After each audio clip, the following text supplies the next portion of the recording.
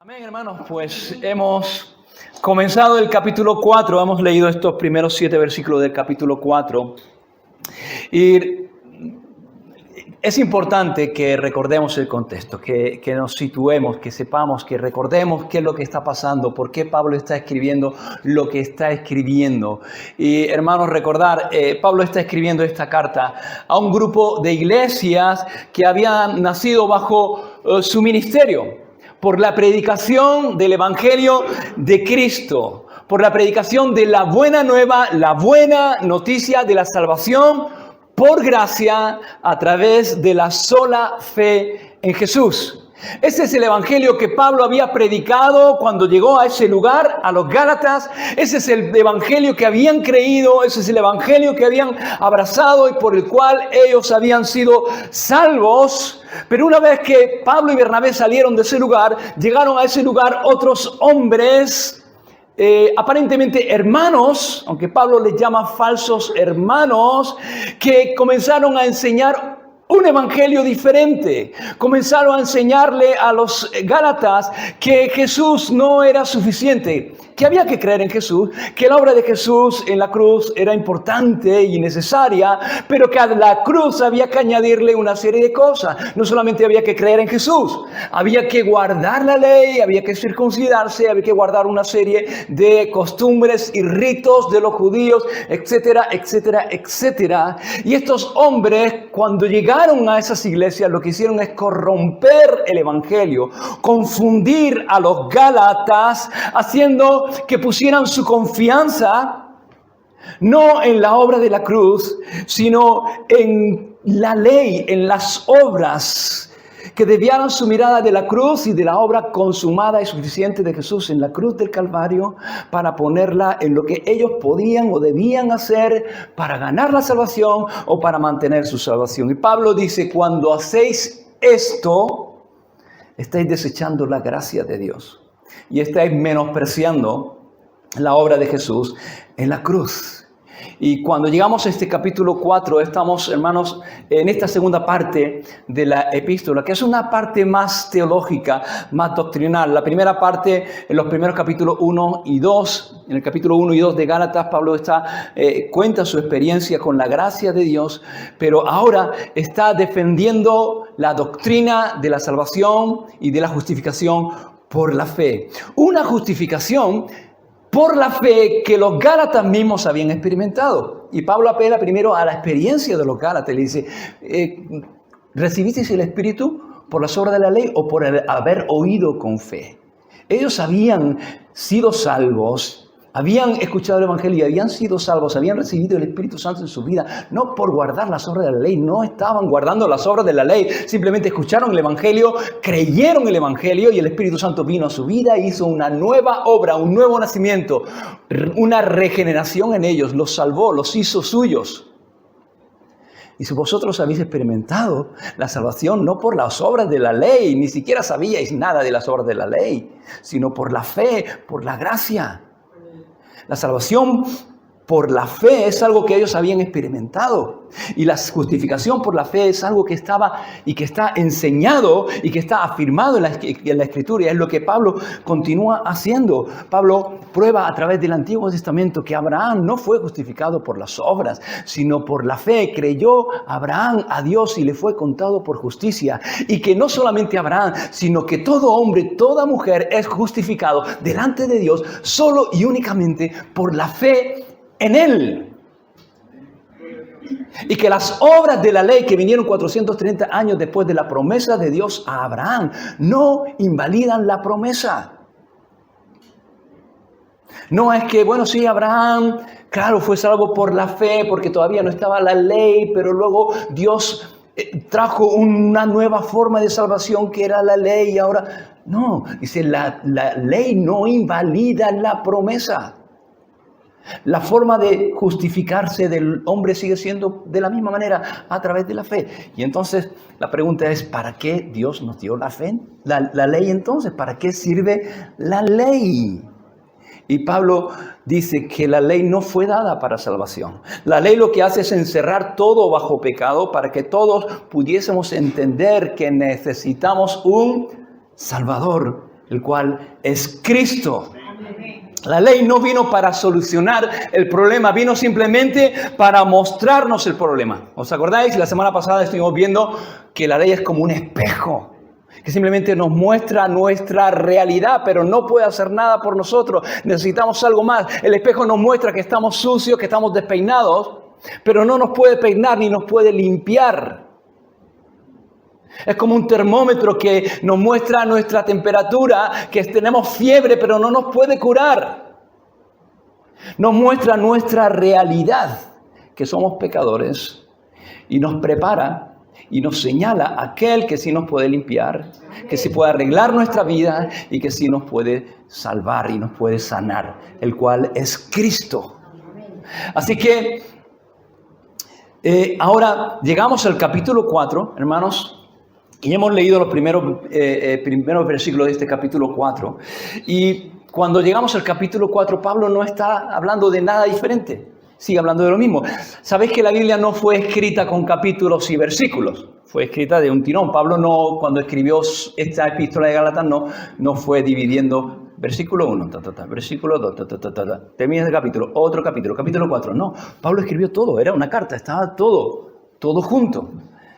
Los capítulos, los versículos fueron añadidos después y es algo muy bueno, es una bendición tener capítulos y versículos porque nos ayudan a movernos bien por la Escritura, a encontrar fácilmente ciertos pasajes, ciertos versículos cuando buscamos y a la hora de poder predicar la Biblia de una manera sistemática nos ayuda esto. Pero a veces el problema de dividir la Biblia en capítulos y en versículos es que a veces se interrumpe la línea de pensamiento y cuando llegamos a un capítulo como este, capítulo 4, pensamos, bueno, otro capítulo 4. Ahora Pablo ya ha dejado lo que estaba diciendo y va a empezar a hablar de otra cosa diferente, es otro tema. Y no es así, muchas veces no es así. Y entonces como que interrumpe. Lo que Pablo está diciendo en el capítulo 4 tiene mucho que ver con lo que Pablo viene diciendo antes.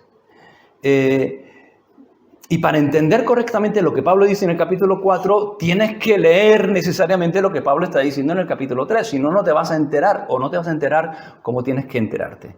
Así que nosotros vamos a abordar este capítulo 4, pero vamos a leer, aunque ya hemos leído los primeros versículos, vamos a releer, digamos, lo que Pablo viene diciendo en los versículos anteriores, para luego entrar y ya sabiendo lo que Pablo está diciendo, entrar en estos 7 primeros versículos del capítulo 4. Y vamos a leer desde el versículo 23, vamos a recordar un poco, ¿vale? Versículo 23 del capítulo 3. ¿Lo tenéis, hermanos? Sí. Pablo venía diciendo, dice, pero antes que viniese la fe, estábamos confinados. Ahora se cumplen 5 años que estábamos confinados, ¿os acordáis? Dice, estábamos confinados bajo la ley, encerrados para aquella fe que iba a ser revelada. La ley lo que hace es encerrarnos a todos bajo pecado para que todos pudiésemos entender que necesitamos un Salvador, el cual es Cristo. Versículo 24.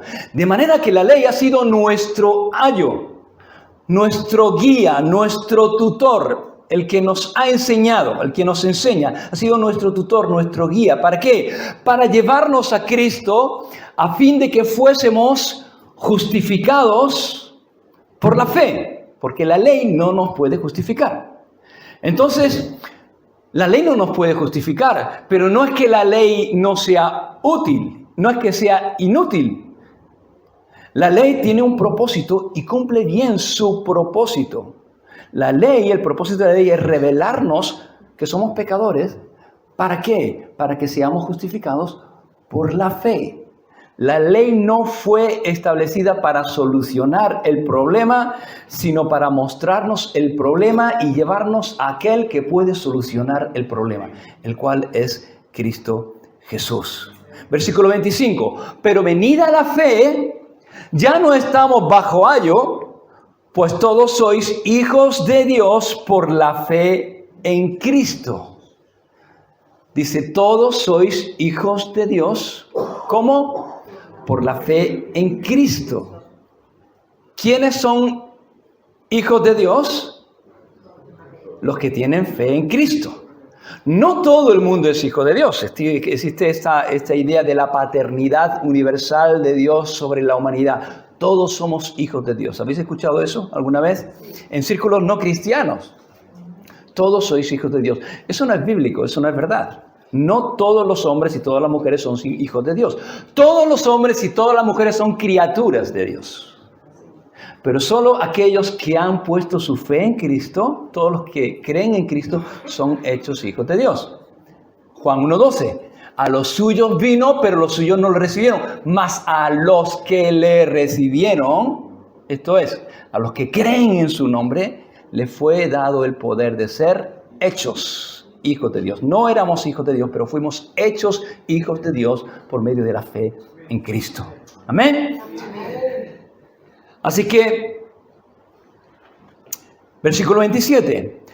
Porque todos los que habéis sido bautizados en Cristo, de Cristo estáis revestidos. ¿De qué estamos revestidos, hermanos?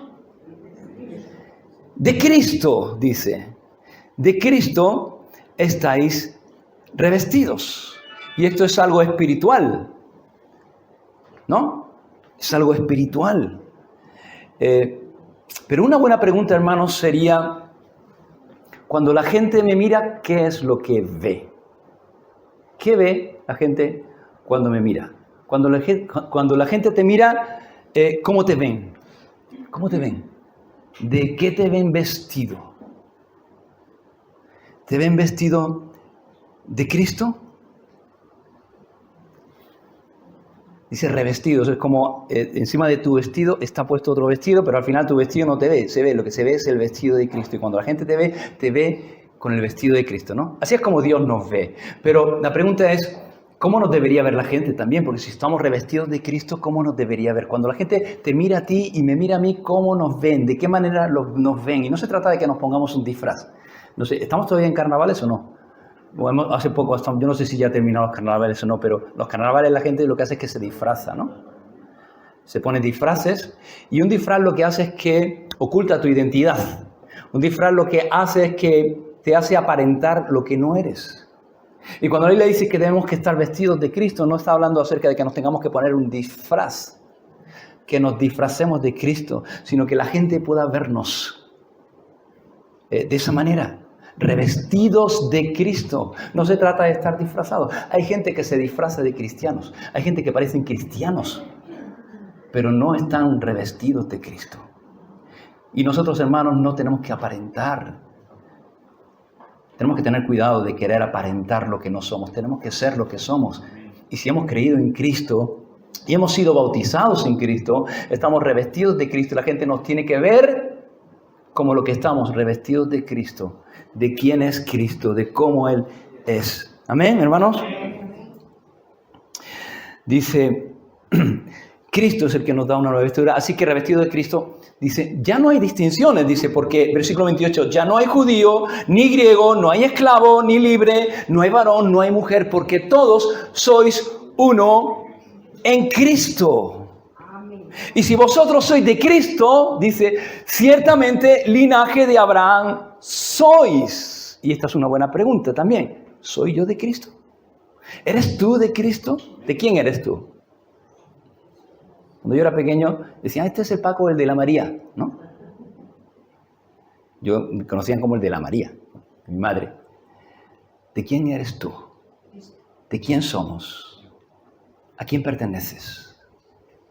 ¿Quién es tu dueño?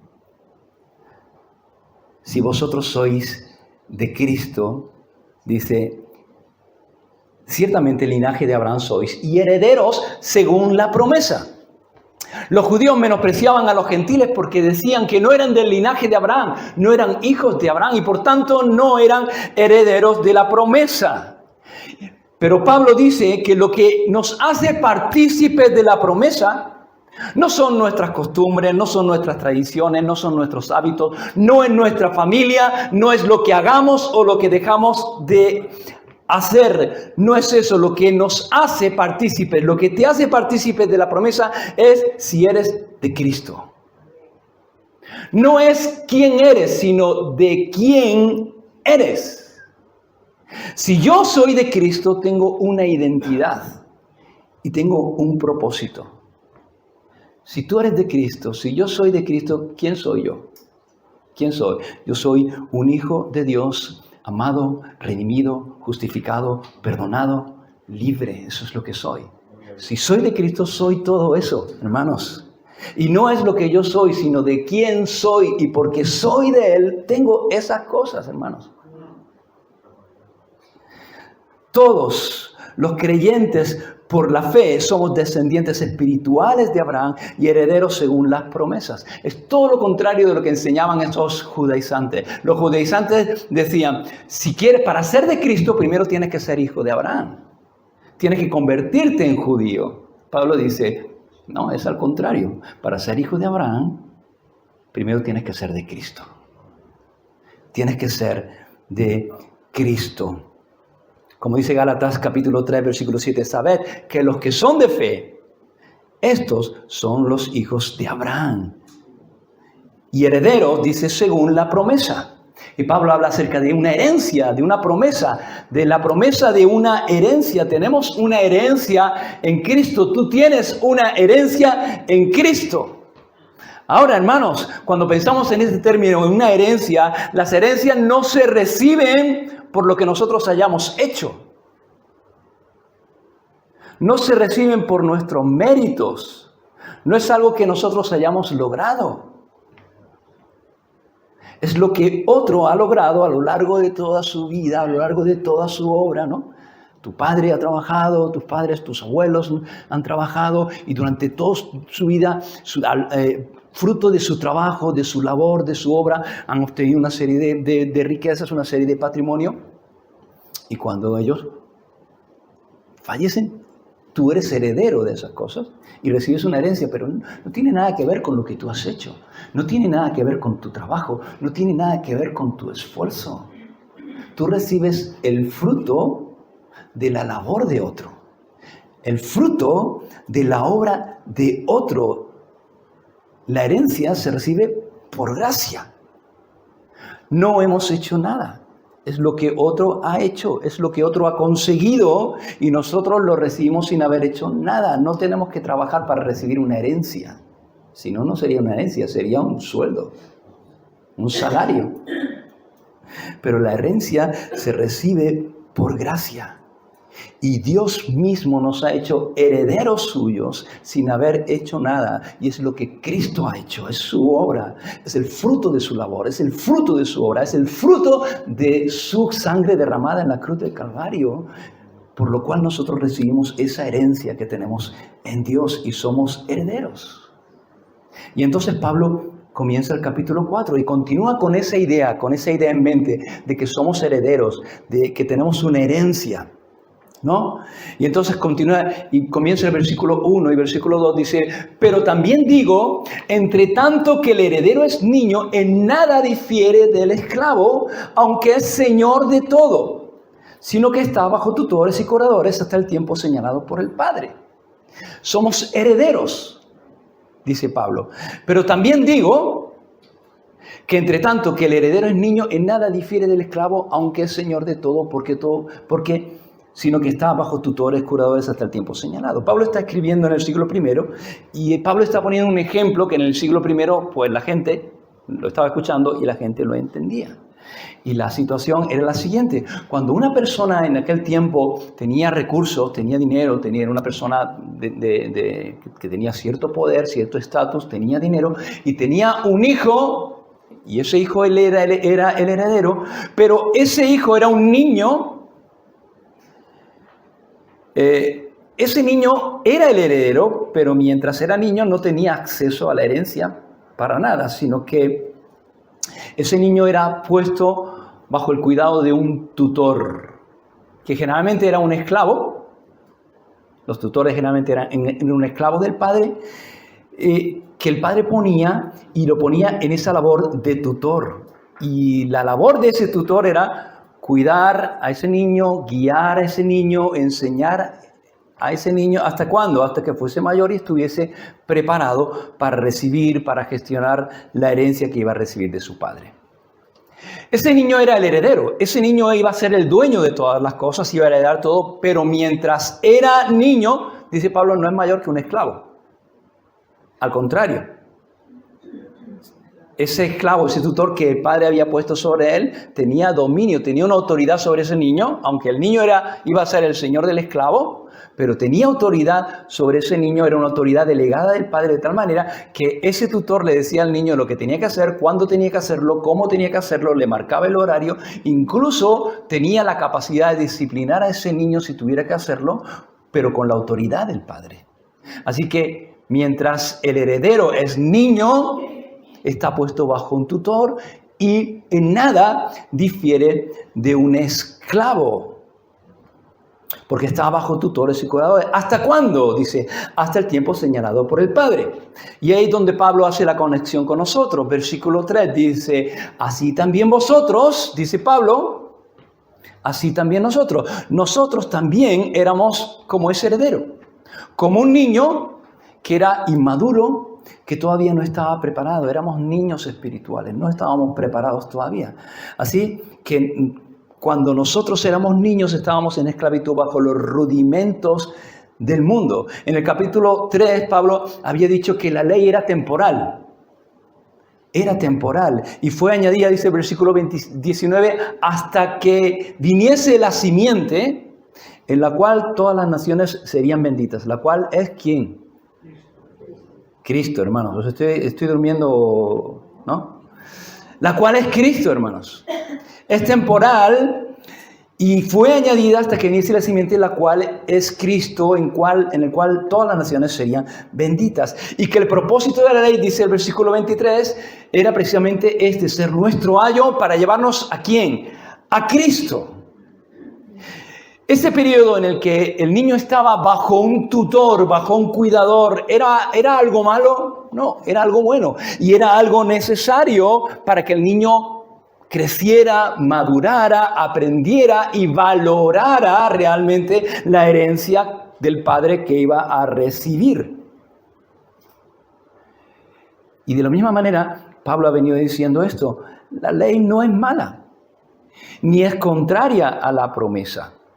La ley era necesaria para nuestro aprendizaje, para prepararnos para la promesa. La ley no puede solucionar el problema, pero nos hace conscientes de nuestro problema, nos hace crecer, nos hace madurar. ¿Para qué? Para que cuando venga esa herencia a la cual tenemos en Cristo, estemos preparados, siendo conscientes de nuestra necesidad y viendo el remedio, el cual es Cristo, podamos acudir a Él rápidamente y venir a los pies del Señor y recibir aquello que el Señor quiere darnos. La ley no nos sana, pero nos muestra nuestra enfermedad y nos lleva al médico, el cual es Cristo. Y dice el versículo 3, así también nosotros, cuando éramos niños, estábamos en esclavitud bajo los rudimentos de este mundo. Antes de que Cristo viniese a nuestras vidas, tú y yo vivíamos, dice Pablo, esclavos bajo los rudimentos del mundo. Y esta palabra rudimento es una palabra griega un poco difícil de traducir, porque es una palabra que su significado es elementos, ¿no? Bajo los elementos del mundo, ¿no? Y la idea es los elementos básicos, esenciales de este mundo. La idea es que tú y yo, antes de que viniese Cristo, estábamos esclavos bajo los rudimentos de este mundo. Vivíamos de acuerdo a las costumbres, a las tradiciones de los hombres. Antes de que Cristo viniese a nuestra vida, nosotros vivíamos esclavos y de acuerdo a este sistema de valores, a esta cosmovisión, a la cosmovisión de este mundo. ¿Y qué es lo que enseña el mundo? ¿Cuál es el sistema de valores del mundo? ¿Cuáles son esos rudimentos del mundo? Pues si pensamos en cualquier religión, en cualquier cultura, el mundo lo que enseña se resume en esta frase: obtienes lo que mereces. Obtienes lo que mereces. En cualquier cultura, en cualquier religión, el mundo lo que enseña es eso. Tú obtienes lo que mereces. Es el tema este de la causa y efecto. Todo efecto, todo lo que tú tienes por una causa. Y todo lo que haces es lo que al final obtienes, ¿no? Esa es la idea. Si tú haces bien, si tú te portas bien, entonces tú vas a merecer lo bueno. Pero si tú haces mal o no haces lo bueno, entonces vas a merecer lo malo. Esa es la base de cualquier rudimento del mundo, causa y efecto. Pero, y así estamos todos, y así estamos bajo la ley. Pero la gracia de Dios no es así. Nosotros vivíamos bajo los rudimentos del mundo, pero la gracia de Dios es que Dios no nos trata y no trata contigo y conmigo de acuerdo a lo que yo merezco ni a lo que tú mereces. No trata conmigo de acuerdo a mis méritos, sino de acuerdo a sus méritos, de acuerdo a los méritos de Cristo. Yo no recibo, o lo que yo recibo no es a causa de lo que yo he hecho, sino que es a causa de lo que Cristo ha hecho en la cruz del Calvario, es que yo recibo lo que recibo. Él no me da, Dios no nos da lo que merecemos. ¿Qué es lo que tú mereces? ¿Qué es lo que yo merezco? Por causa de mi pecado. Yo merezco la ira de Dios, yo merezco la condenación. Yo estoy bajo maldición porque estoy bajo la ley, estoy bajo maldición. Todos estábamos bajo condenación. ¿Qué es lo que merezco? La condenación, la ira. Pero Dios no nos da lo que merecemos y eso es misericordia. Y Dios nos ama y extiende su misericordia.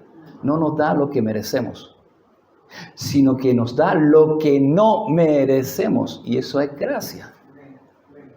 Y el amor de Dios se manifiesta y se extiende a cada una de nuestras vidas sobre estas dos grandes columnas, sobre la misericordia y la gracia de Dios. Por la misericordia de Dios, Él no nos trata como merecemos, no nos da lo que merecemos. Por su gracia nos da lo que no nos merecemos.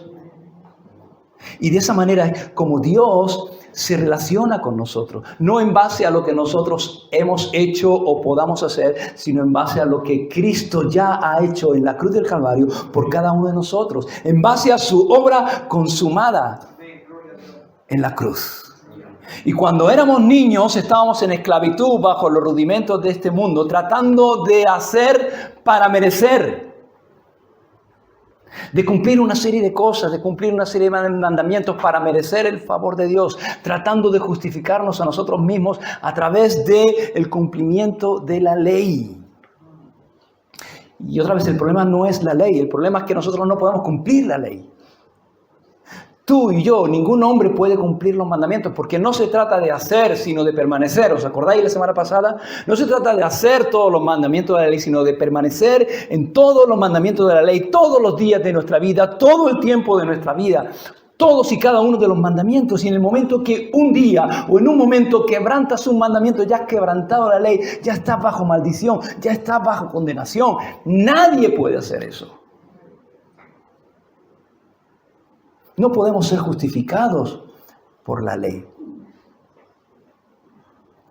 Y estábamos confinados bajo la ley hasta que vino la promesa, hasta que vino Cristo, hasta que vino aquel que podía romper nuestras cadenas y librarnos del yugo, porque Él pagó el precio por cada uno de nosotros. Versículo 4, pero cuando vino el cumplimiento del tiempo, estábamos esclavos bajo los rudimentos de este mundo. Pero cuando vino el cumplimiento del tiempo, en el momento exacto, en el momento determinado por Dios desde la fundación del mundo, Dios envió a su Hijo nacido de mujer y nacido bajo la ley. Pablo está hablando aquí y nos está presentando la naturaleza de Cristo, de quién es Jesús. ¿Quién es Jesús? Jesús es el Hijo de Dios. ¿Quién es aquel que vino, que nació en Belén? Es el Hijo de Dios. Tiene una naturaleza divina. Jesús es Dios, completamente Dios. Y en los evangelios, cuando leemos los evangelios y vemos la vida de Jesús, vemos funcionando en Jesús los atributos de Dios, atributos que solamente corresponden a Dios. Y lo encontramos entrando en una sinagoga en Lucas capítulo 6, y entra en una sinagoga y allí había un hombre con una mano seca. Y allí estaban los fariseos y estaban los escribas, y dice que estaban acechando a Jesús para ver si Jesús sanaba a ese hombre en un día de reposo para poder condenarlo, poder acusarlo. Y dice el versículo 8 de Lucas 6, mas él conocía los pensamientos de ellos. ¿Cómo conocía el Señor los pensamientos de ellos? En la pregunta está la respuesta, porque era el Señor. Era el Señor. Y Jesús es el Señor, Jesús es Dios, Jesús es omnisciente, Él conoce todas las cosas y por supuesto Él conoce nuestros pensamientos, aún los pensamientos más íntimos, aquellos que tú piensas que nadie sabe y que tú estás pensando y que nadie, Él sabe, Él conoce cada uno de nuestros pensamientos. Y dice Juan capítulo 2 que Él conocía a todos, y todos es que no excluye a nadie. Él conocía a todos. Él veía aparecer una persona por ahí y la conocía. En profundidad. No es que la conocía, que le sonaba la cara. La conocía en profundidad. Conocía toda su vida. Conocía todo lo que había pasado. Conocía todo lo que había en su corazón. Conocía a todos. Y dice Juan que él no tenía necesidad de que nadie le diese ese testimonio del hombre. Que nadie le presentara, que le diese testimonio del hombre porque él sabía lo que había en el hombre. Jesús conocía lo que había en el corazón de cada hombre. ¿Quién conoce el corazón del hombre, hermanos? Dice Jeremías 17:9, dice, engañoso es el corazón más que todas las cosas y perverso. ¿Quién lo conocerá? ¿Sabes? Ni tú, ni siquiera yo conozco mi corazón. A veces nos sorprendemos. Porque ni siquiera tú y yo, ningún hombre conoce su propio corazón. ¿Quién? Dice, engañoso más que todas las cosas del corazón y perverso. ¿Quién lo conocerá? Yo, Jehová. Dice, Dios conoce el corazón del hombre. Jesús conocía el corazón del hombre. ¿Por qué? Porque Jesús es Dios. Y cuando llegó el tiempo, cuando llegó el cumplimiento del tiempo, Dios envió a su Hijo, el cual es Dios, dice, nacido de mujer. No solamente era Dios y es Dios, sino que era hombre. 100% hombre. Y lo que hizo Jesús, el Hijo, fue añadir a su divinidad, humanidad, sin menoscabar en nada, absolutamente nada, su divinidad. Esta frase que muchas veces hemos escuchado. El Hijo de Dios se hizo hijo de hombre para que nosotros, los hijos de los hombres, pudiéramos ser hechos hijos de Dios. Dice, nacido de mujer, hombre como tú y como yo, tan hombre como tú y como yo, no es menos hombre. No es menos humano que tú y que yo, exactamente igual de humano que tú y que yo, pero completamente Dios. Y es algo que nos explota la mente. No podemos entender eso. ¿Cómo podemos juntar en una sola persona la completa y perfecta divinidad con la completa humanidad? Pero es lo que la Biblia revela. Y es lo que Jesús es. El Hijo de Dios, nacido de mujer y nacido bajo la ley. ¿Por qué? Porque vino a cumplir la ley. Porque, ¿sabes? Tú y yo no podemos cumplir la ley, pero Él cumplió la ley. Eso que tú y yo no podemos hacer, cumplir toda la ley, todos y cada uno de los mandamientos de la ley, todos y cada uno de los días, todos y cada uno de los momentos del día, todos y cada uno de los minutos del día, sin quebrantar ni uno solo de los mandamientos en ninguna ocasión. Jesús lo hizo. Jesús cumplió la ley. Vino a hacer lo que tú y yo no podíamos hacer. Cuando llegó el tiempo establecido por Dios, Jesús nació y siendo Dios, hermanos, dice Filipenses capítulo 2, que siendo Dios no estimó el ser igual a Dios, sino que se despojó a sí mismo, tomando ¿qué, hermanos? ¿Forma de qué? De siervo, de esclavo. ¿Qué éramos nosotros antes de que viniera Cristo? Esclavos. Y Jesús no estimó el estar igual a Dios, sino que se despojó y se humilló y se despojó tomando forma de siervo, de esclavo. No es esclavo, no era esclavo. Jesús nunca fue esclavo, pero tomó forma de esclavo porque se hizo hombre, se hizo humano como tú y como yo. Tomó forma de esclavo, se hizo hombre sin dejar en ningún momento de ser Dios, sin perder absolutamente nada de su divinidad, completamente Dios, completamente hombre, y nació judío para cumplir la ley por nosotros. Jesús dijo, yo no he venido a abrogar la ley, no he venido a anular la ley, he venido a cumplir la ley. Y Jesús cumplió la ley. ¿Sabes? Jesús no solamente murió por ti en la cruz, Jesús no solamente murió por nosotros en la cruz, Jesús vivió por nosotros en este mundo. Él hizo lo que tú y yo no podemos hacer, cumplir todos los mandamientos, vivir una vida completa y plena de justicia delante de Dios, de tal manera que no había nada que se pudiera reprochar en cuanto a la vida de Jesús como hombre. Era completamente justo, completamente santo. Y murió en una cruz, ocupando tu lugar y ocupando mi lugar, cargando mi pecado, pagando el precio de mi pecado, para luego vestirnos con su justicia. Él es completamente limpio, con un vestido completamente limpio, y vive toda su vida, y su vestido no se mancha en nada, ni una mácula. Y nosotros estamos con nuestros vestidos completamente sucios, raídos, miserables, llenos de pecados. Y Jesús se pone nuestro vestido miserable, muere en la cruz por nuestros pecados, y nos pone su vestido completamente blanco, inmaculado, de tal manera que Dios nos ve así, nos ve a través de la justicia de Cristo.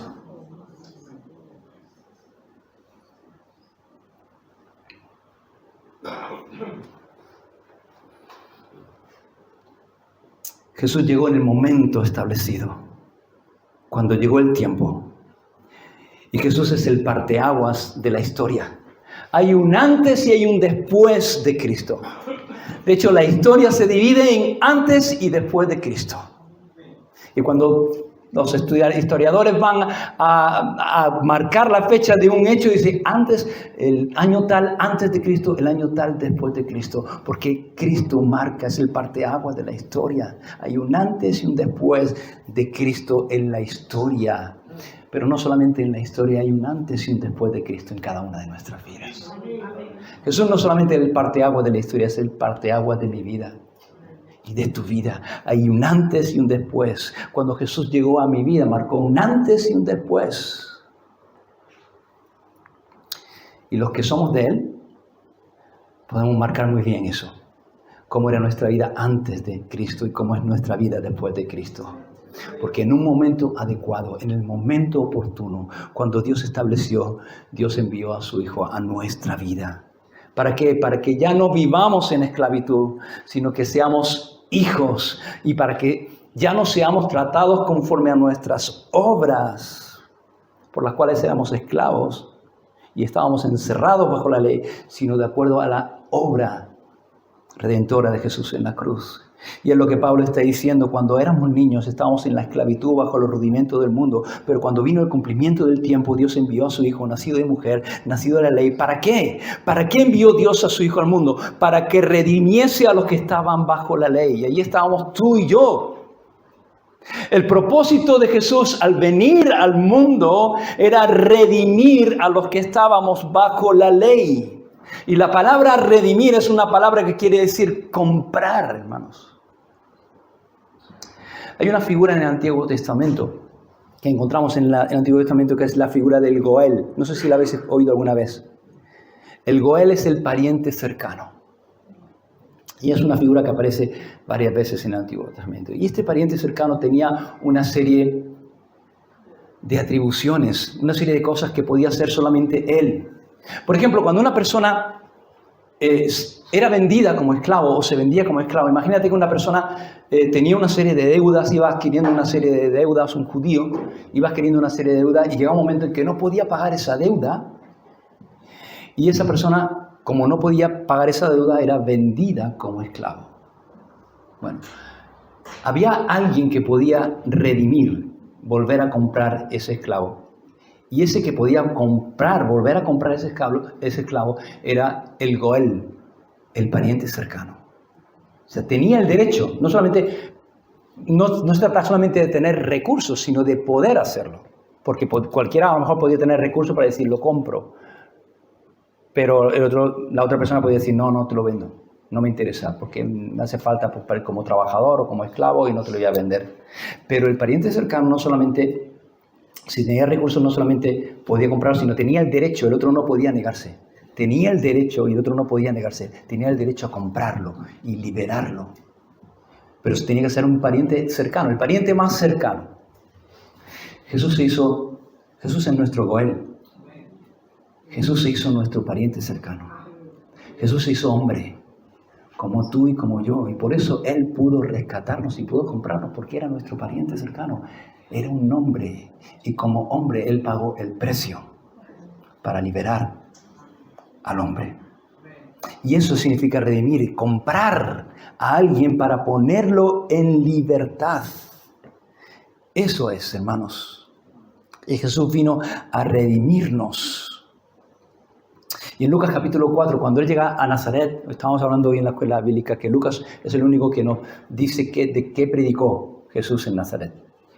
Y dice que Lucas tomó el libro de Isaías y tomó la profecía y comenzó a leer: el Espíritu del Señor está sobre mí, por cuanto me ha ungido para dar buenas nuevas a los pobres, me ha enviado a sanar a los quebrantados de corazón, a pregonar libertad a los cautivos. Y eso, hermanos, es el Evangelio. El Evangelio es una proclamación de libertad, como cuando Israel fue sacado de Egipto. Es una liberación de la peor de las esclavitudes, de la esclavitud del pecado. Dios envió a su Hijo y Jesús vino a liberar a los cautivos. ¿Con qué propósito? Dice el versículo 5, a fin de que recibiésemos la adopción de hijos.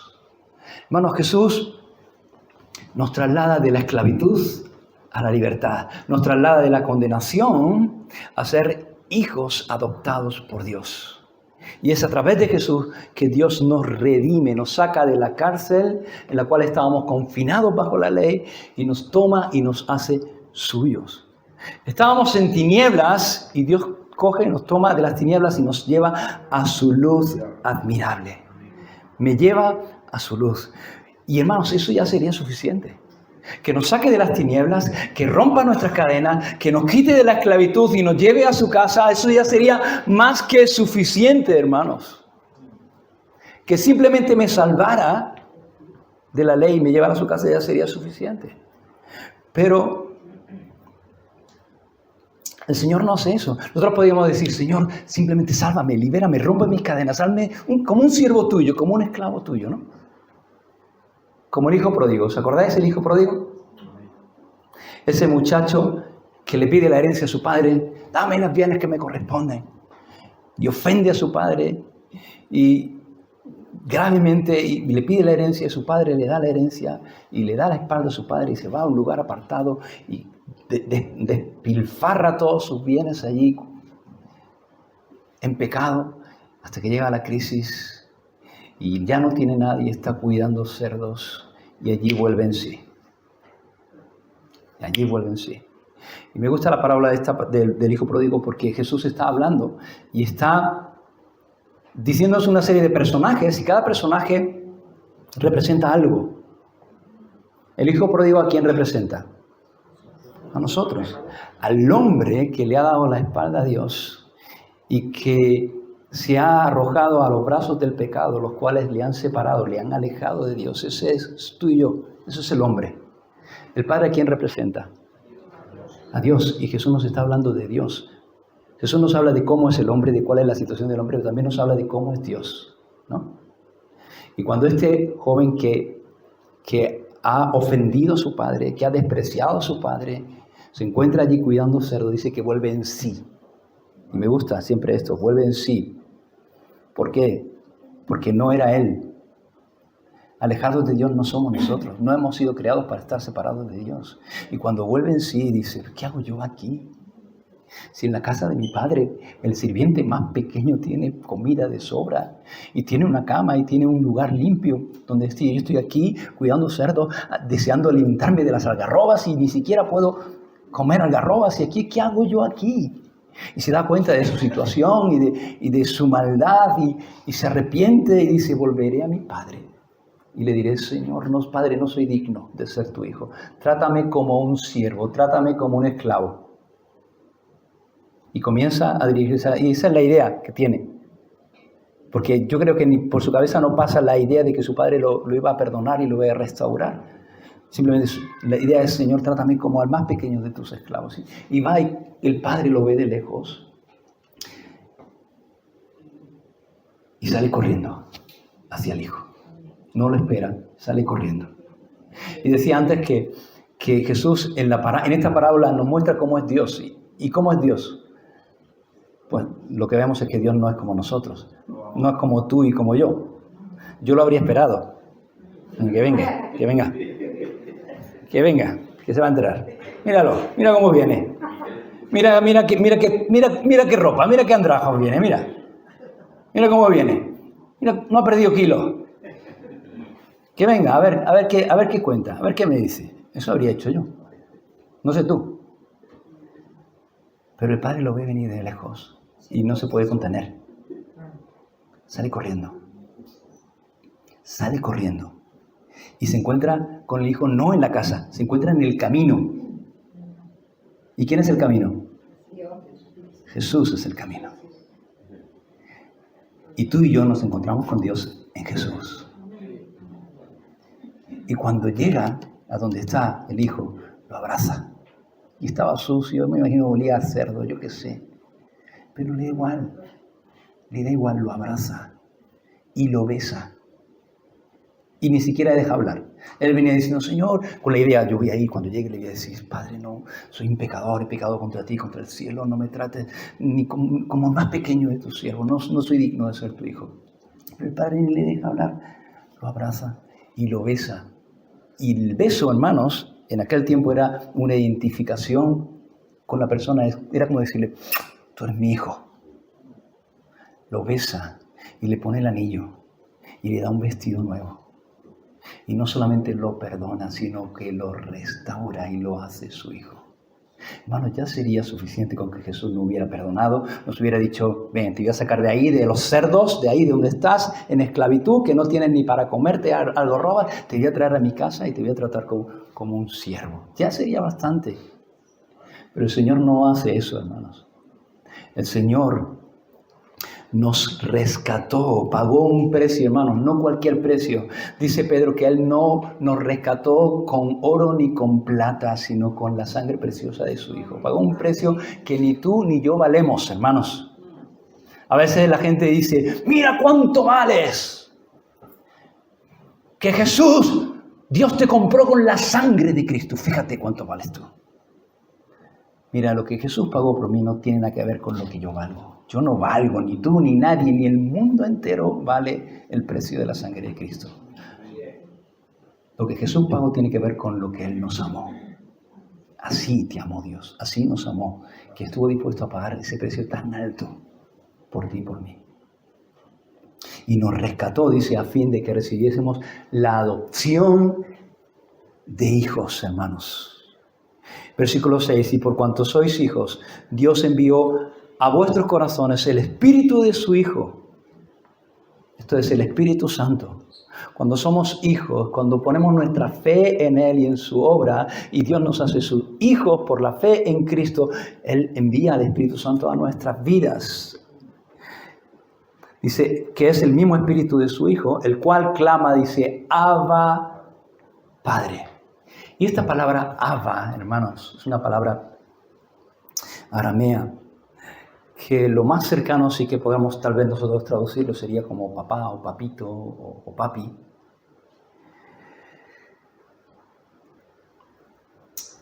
Es una palabra que tiene que ver, que es como los niños llamaban a sus padres, a sus papás, de una relación muy cercana, ¿no? Papá, papi. Y dice que nosotros hemos sido adoptados como hijos. Y como hemos sido adoptados, Dios nos ha dado su Espíritu, nosotros, el cual, el Espíritu, y nosotros por el Espíritu podemos clamar y decir, Abba, Padre, papá, papito. No solamente, hermanos, es un estatus legal. No es que somos hijos de una manera legal, sino que además Dios quiere que sintamos que somos sus hijos. A ver, como...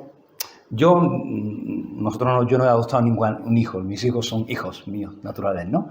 Pero yo sé que hay personas que adoptan hijos y yo entiendo y creo que cuando una persona adopta un niño y lo adopta como su hijo, yo pienso que esa persona no quiere solamente que ese niño sepa que tiene un estatus legal, que legalmente es su hijo, que va a llevar su apellido y que va a tener los mismos derechos que sus otros hijos y que en un momento determinado pues él va a recibir la parte de la herencia que le corresponda porque es legalmente un hijo. Yo creo que cuando una persona adopta a un niño no solamente quiere que eso, sino que yo creo, o al menos yo sería así, yo querría que ese niño sintiera además, no solamente se supiera hijo, sino que sintiera que es hijo. Se sintiera y me viera a mí como su padre y me sintiera como su padre. Y entiendo que eso es cualquier persona que adopta a un niño, me imagino que esa será la intención. Y Dios dice que hemos sido adoptados, pero no es solamente algo que Dios quiere que nosotros sepamos, es algo que Dios quiere que sintamos. Y la pregunta que yo me hago y que yo os lanzo es, ¿tú te sabes hijo de Dios? ¿Tú sabes que eres hijo de Dios y eres hija de Dios si has creído en Cristo realmente? ¿Sabes que eres hijo de Dios o no? La pregunta es, ¿te sientes hijo de Dios o no? ¿Sientes que eres hijo de Dios? Porque Dios no solamente quiere que tú sepas que eres su hijo, Él quiere que tú lo sientas a Él como su Padre. De tal manera que tú puedas sentir esa confianza que un hijo tiene con su Padre y acercarte a Él con esa confianza, confiado en el amor de su Padre, en que Él te ama, confiado en que Él no te va a privar de lo que tú realmente necesitas, confiado en que Él te va a dar lo que tú necesitas. A lo mejor no te va a dar lo que tú quieres, porque ningún padre le da a sus hijos todo lo que quieren. Pero sí es muy solícito, todos los padres somos solícitos para darle a nuestros hijos lo que necesitan si está a nuestro alcance. El problema de nosotros como padres humanos es que a veces no está a nuestro alcance darle a nuestros hijos todo lo que necesitan. Y eso es muy frustrante como padres, ¿no?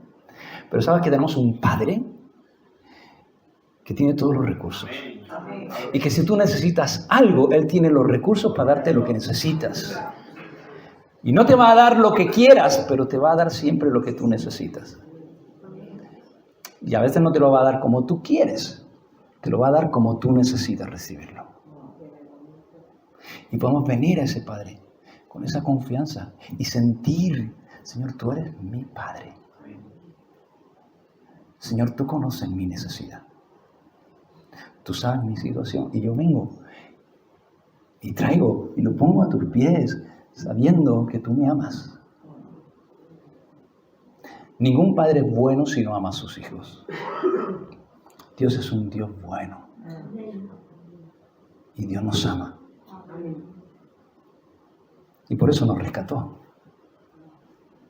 Y si nos amó cuando éramos pecadores, ¿no nos va a amar ahora que ya estamos limpios y justificados por la obra de Jesucristo? ¿Y no nos va a dar aquello que necesitamos? Si nos dio lo más importante que necesitábamos, que era la sangre de su Hijo para la limpieza de nuestros pecados, ¿no nos va a dar las pequeñas cosas que necesitamos? Podemos vivir confiados, no solamente en que somos hijos, sino en sentirnos así. Sentir que somos hijos. Ya no somos esclavos, sino hijos. Dice el versículo 7, así que ya no eres esclavo, sino hijo.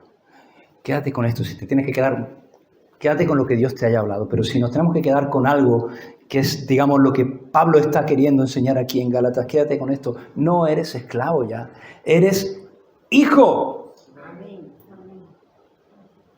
Y Pablo está hablando a los Gálatas y está diciendo, ¿cómo podéis ser tan necios?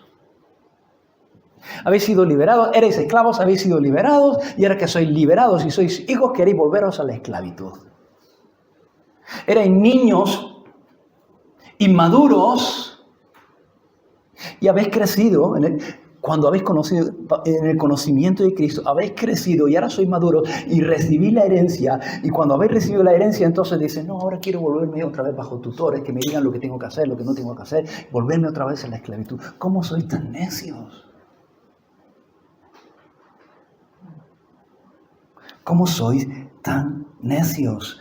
Ya no eres esclavo y no tienes que vivir bajo la esclavitud de que tengo que hacer, tengo que no hacer, si hago esto, si no hago esto. A ver, cuidado, que pierdo el favor de Dios, que Dios ya no me va a amar, que Dios no te ama por lo que tú has hecho.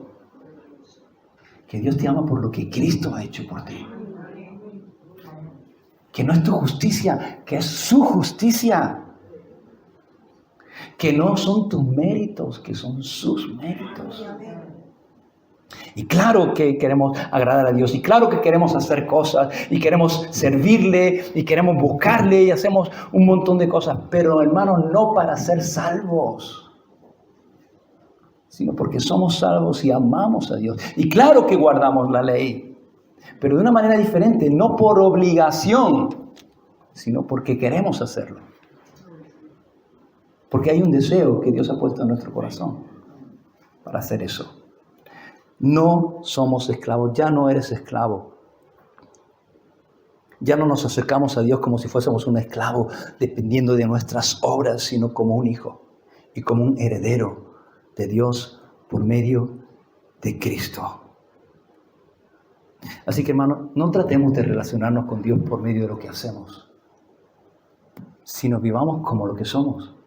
Como un hijo, nos relacionamos y nos acercamos a Dios a través de Cristo y oramos a Dios a través de Cristo y por el Espíritu, hermanos. Y podemos vivir con esa cercanía con el Padre, como un niño con su papá. Y descansar en Él, en su bondad, en su amor, en su misericordia y en su perfección como Padre. Y como hijos que hemos sido redimidos de la ley y hemos sido adoptados y herederos de las promesas, podemos poner nuestra confianza en el Señor y podemos descansar. Somos herederos. ¿Cuál es tu herencia? ¿Has pensado en eso?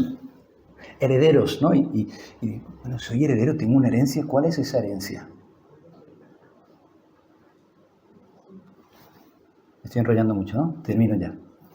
Pero simplemente piénsalo. ¿Cuál es la herencia esa? ¿Cuál es esa herencia? ¿No? Y a veces pensamos la herencia en el cielo, las calles de oro, el mar de cristal. No sé, cuando pensamos en herencia pensamos en dinero. No, si yo recibiera una herencia de unos milloncitos, si tuviera un tío por ahí en América, a veces pensamos en cosas materiales. ¿Cuál es tu herencia? ¿Cuál es la herencia que tenemos en Cristo?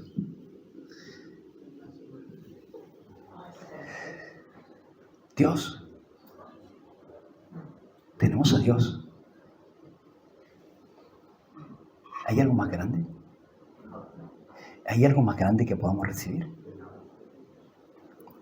Tenemos a Dios a través de Cristo. Tenemos una relación con Dios. Y cuando lleguemos al cielo, lo más precioso, lo más increíble de todas las cosas que vamos a recibir, va a ser estar con Dios. Estar en su presencia. Ver a Jesús cara a cara. Estar con Él. ¿Amén? Vamos a orar. Una misma visión para un nuevo siglo, una generación que levanta a Cristo y se une en oración, clamando por España. Nuestras posesiones, nuestros corazones pertenecen al Señor de señores, no importa el precio, salva nuestra España.